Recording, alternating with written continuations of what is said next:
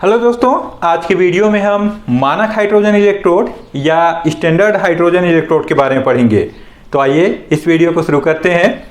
सबसे पहले हम इसका चित्र बना लेते हैं, उसके बाद हम इसके क्रियाविधि को समझेंगे।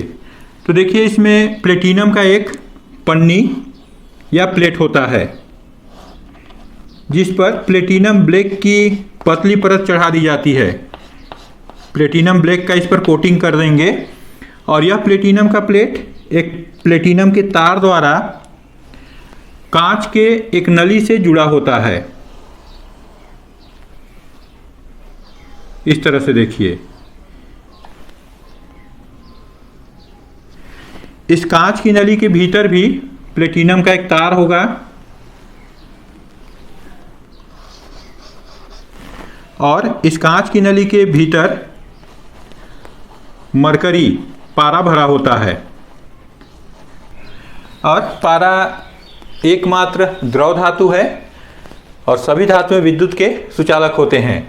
मरकरी विद्युत का अच्छा सुचालक है, तो इन दोनों तारों के बीच विद्युत के प्रवाह को बनाए रखता है। अब उसके बाद देखिए, यह कांच का नली और प्लेटिनम का प्लेट बाहर से एक कांच के जैकेट से घिरा होता है।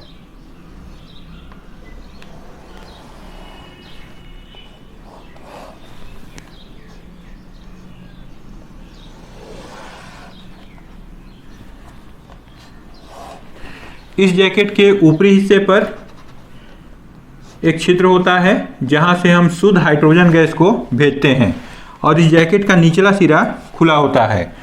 अब इस कांच के जैकेट को 1 m सांद्रता वाले HCl विलयन से भरे किसी पात्र में रख देते हैं।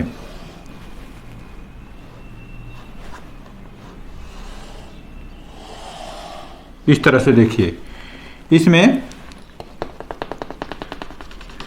1 m HCl विलयन भरा होगा।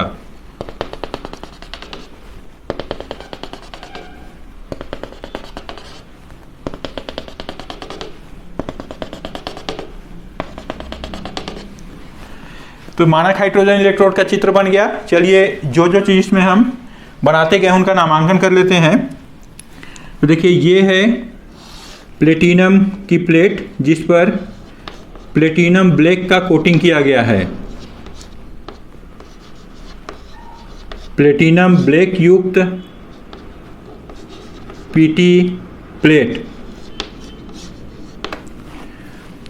ये हो जाएगा कांच का नली।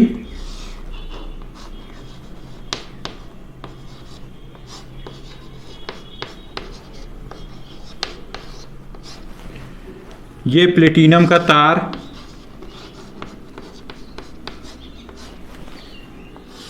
ये पारा।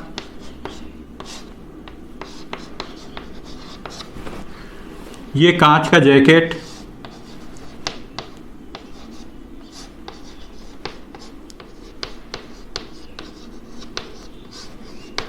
यहां से भेजते हैं शुद्ध हाइड्रोजन गैस। एक वायुमंडलीय दाब तथा 298 केल्विन ताप पर। और इस पात्र में भरा हुआ है 1 m हाइड्रोक्लोरिक अम्ल HCl।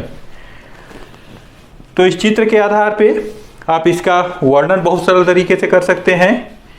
इसमें बताएंगे कि इसमें प्लेटिनम का एक प्लेट होता है जिस पर प्लेटिनम ब्लैक की कोटिंग कर दी जाती है। यह प्लेटिनम का प्लेट एक प्लेटिनम के तार द्वारा कांच की एक नली से जुड़ा होता है। उस नली के भीतर भी प्लेटिनम का तार होता है और इस कांच की नली में पारा भरा होता है। पारा का मुख्य कार्य है इन दोनों प्लेटिनम की प्लेट और इस प्लेटिनम की तार के बीच विद्युत प्रवाह को बनाए रखना। और यह कांच का नली तथा प्लेटिनम का प्लेट बाहर से एक कांच के जैकेट द्वारा घिरा होता है। इस जैकेट के ऊपरी हिस्से पर एक छिद्र होता है जहां से हम शुद्ध हाइड्रोजन गैस 1 वायुमंडलीय दाब तथा 298 केल्विन ताप पर भेजते हैं। इस कांच के जैकेट का निचला सिरा खुला होता है जिससे इसमें जो हाइड्रोजन गैस है उसकी अधिक मात्रा या जो अवशेष हाइड्रोजन होगा वो बुलबुलों के रूप में इधर से ऐसे बाहर निकल जाएगा। और यह कांच का जैकेट 1 HCl से भरे विलयन वाले पात्र में रख दिया जाता है। इस प्रकार बना इलेक्ट्रोड मानक हाइड्रोजन इलेक्ट्रोड कहलाता है। अब इसकी क्रियाविधि को भी समझ लीजिए। जब हम इसमें 1 वायुमंडलीय दाब और 298 केल्विन ताप पर शुद्ध हाइड्रोजन गैस को भेजेंगे तो हाइड्रोजन गैस का इस प्लेटिनम की प्लेट द्वारा अधिशोषण कर लिया जाता है। शेष बचा हुआ हाइड्रोजन गैस इधर बाहर से निकल जाएगा। और यहाँ 1 M जो HCl है इससे प्राप्त होता है 1 M हाइड्रोजन आयन।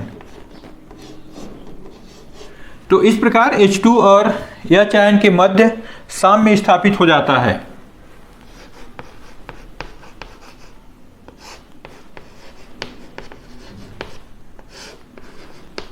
साम्यावस्था पर हम लिख सकते हैं H2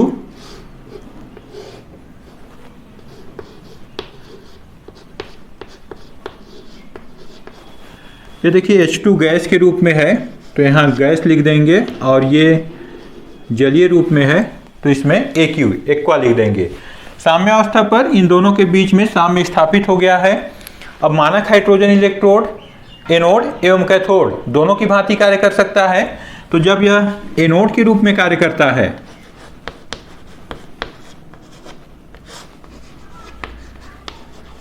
तब इस पर ऑक्सीकरण होगा।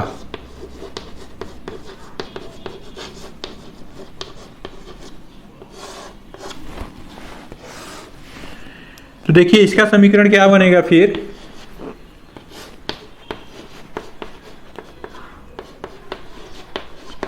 ऑक्सीकरण मतलब संयोजकता में वृद्धि। तो यहाँ हाइड्रोजन का संयोजकता 0 है, यहाँ पे 1 हो गया। अब देखिए यहाँ पर वही चीज़ को लिख देंगे गैस, और ये हो जाएगा एक्वा। इसको हम इस तरीके से भी लिख सकते हैं H2 1 वायुमंडलीय दाब पर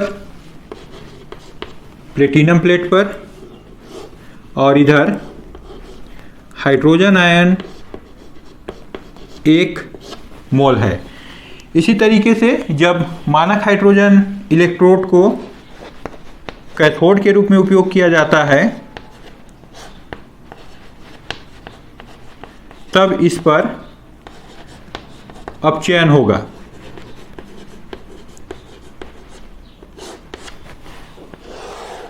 और इसके लिए हम इस समीकरण को उलट करके लिख देंगे। तो इसमें लिखा आएगा 2H plus 2 electron equal H2। इसमें भी लिख देंगे ये आयन है तो जलीय विलयन में होगा ये गैस।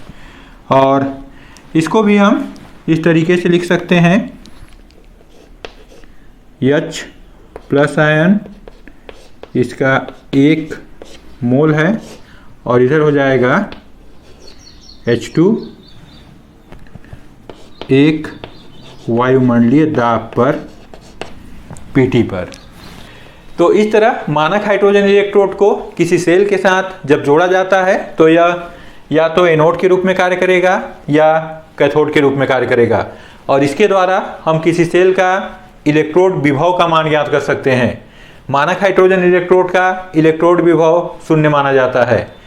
अब देखते हैं इसके कुछ दोष।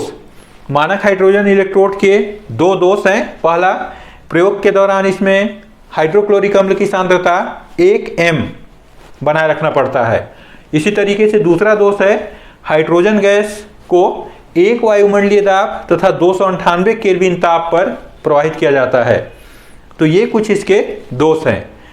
तो दोस्तों इस तरीके से आप मानक हाइड्रोजन इलेक्ट्रोड को समझ गए होंगे। यदि यह वीडियो अच्छा लगा तो इसे लाइक कीजिए। चैनल को अभी तक सब्सक्राइब नहीं किए होंगे तो इसे सब्सक्राइब कीजिए और दोस्तों के साथ शेयर कीजिए।